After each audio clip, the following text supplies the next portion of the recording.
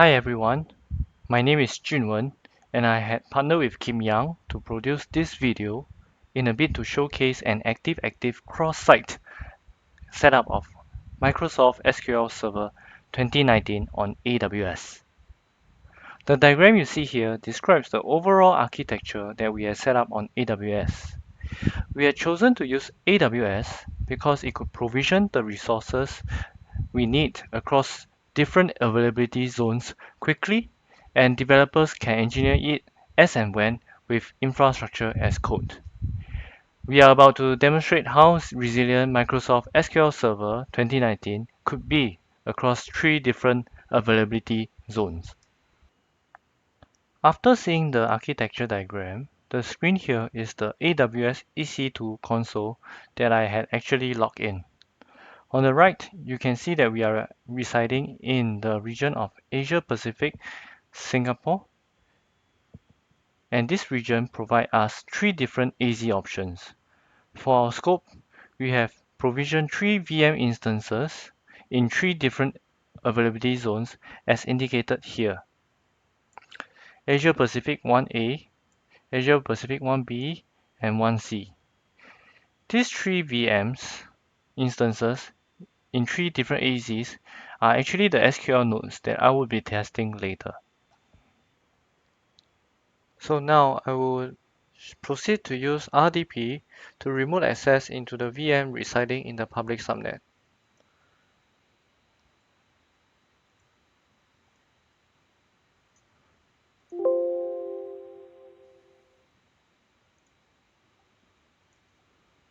Then I will paste the password. And from here, I will access the Windows cluster nodes residing in the public subnets that we have. This is very similar to the Jumphost concept.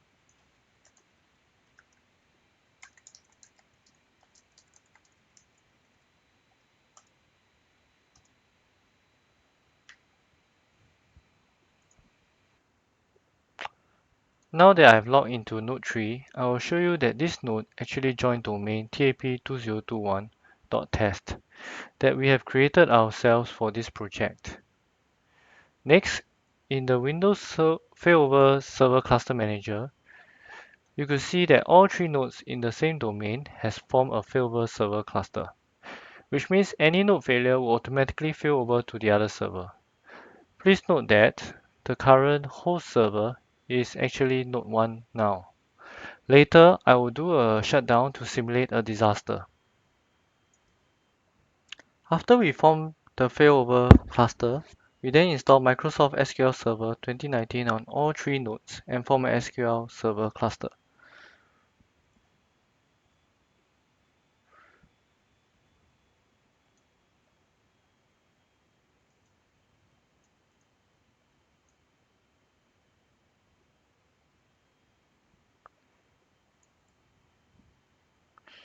And which you could see here in the Management Studio via the dashboard, and tell even the roles of each node.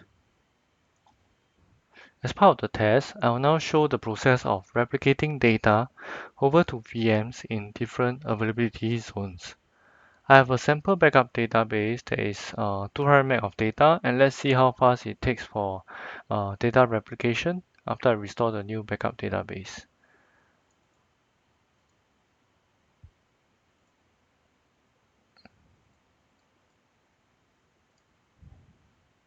This is the 200 MB file. It is restoring.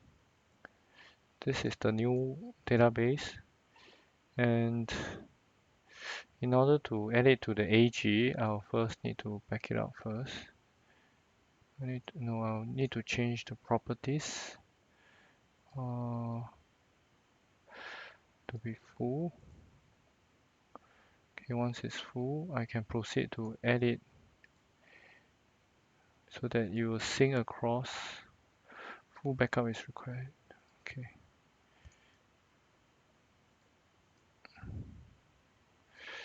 Backup.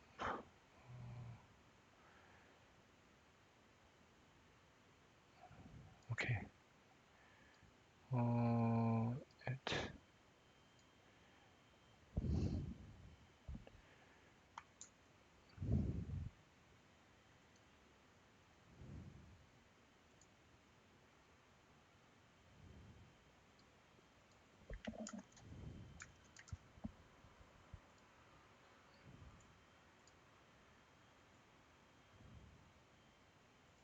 Okay, now they have backup. Let me try to add the database to the AG. I need to connect to the other nodes. Then let me do a full select the file share.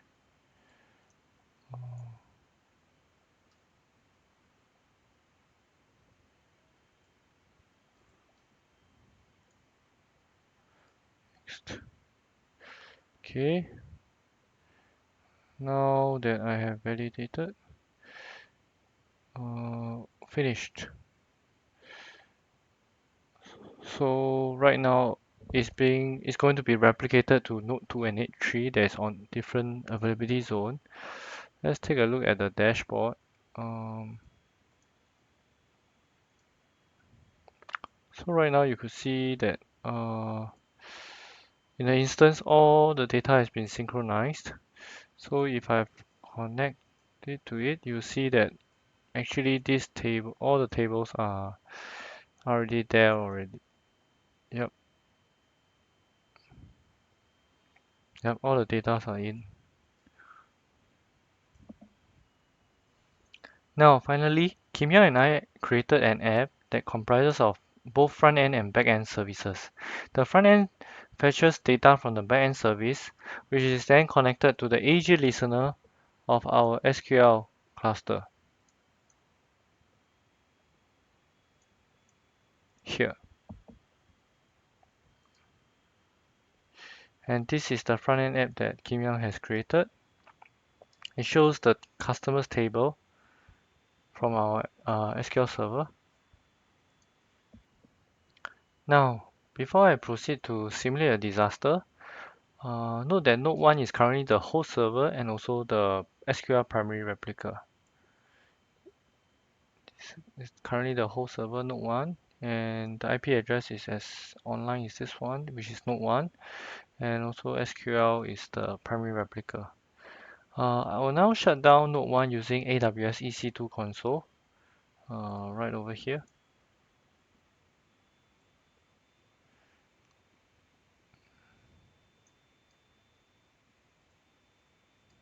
And see what happens.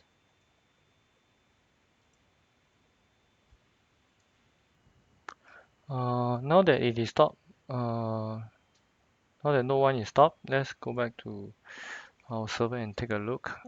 You see that actually node 1 has become offline, but the cluster is still online. It has automatically filled over to the second one with node 2 as the current host server now, automatically.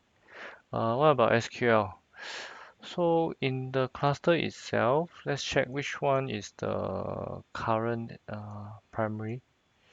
Okay, node 2 is secondary, and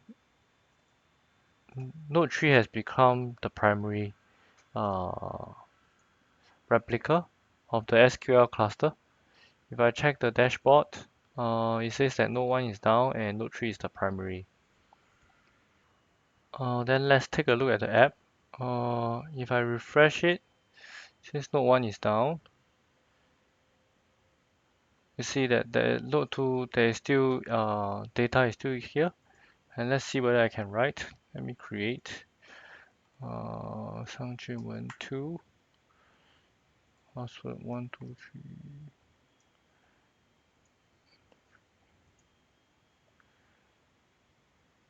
I'm still able to write into the database. Let me go back to it. Yep. That's it for the test.